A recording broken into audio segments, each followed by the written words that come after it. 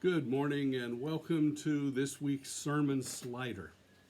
Today I want to take you on a walk to the road to Emmaus with two of Jesus' followers who are heading home after the tragedy of Good Friday and the unusual news that they'd heard on Sunday morning.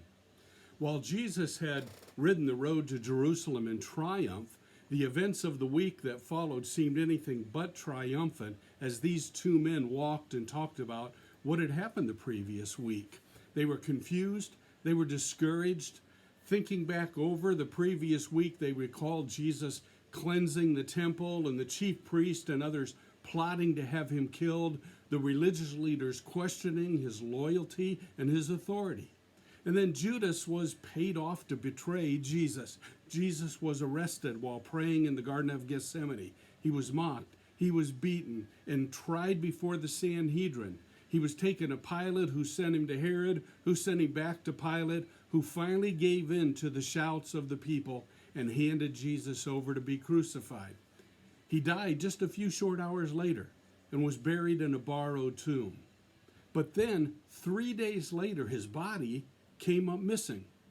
And these two men walking on the Emmaus Road, they didn't really know what had happened, and they didn't know what to do. So they left Jerusalem and started the 7-mile walk home to Emmaus. It wasn't the celebration that they'd hoped for, that was for sure. But their discouragement and their loss would be turned into joy and victory as they walked home on the Emmaus Road.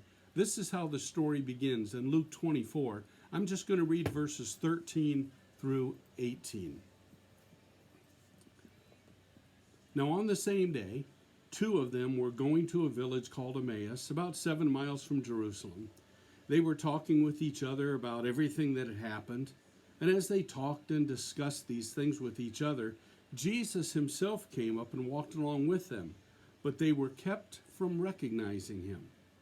He asked them, "What are you discussing together as you walk along?" They stood still, their faces downcast. One of them, named Cleopas, asked him, "Are you the only visitor to Jerusalem that does not know that things have happened in these last days?" And then Jesus spoke. He called on them to remember God's redemptive story, explaining to them, beginning with Moses and the prophets. Now, eventually, their eyes were opened, and they recognized this man that they had been walking with was none other than the resurrected Christ. Scripture tells us that their hearts burned with excitement at the realization that Jesus was alive and that he had talked with them. And just as Jesus had walked and talked with them, he continues to walk with us, speaking into our hearts and our hurts with words of hope and healing. How he did that will be the focus of my sermon this weekend. So I hope you'll join us Sunday morning at 10 o'clock. Whether it's in person or live stream, you might want to read through the rest of Luke chapter 24 to prepare. God bless. Have a great week.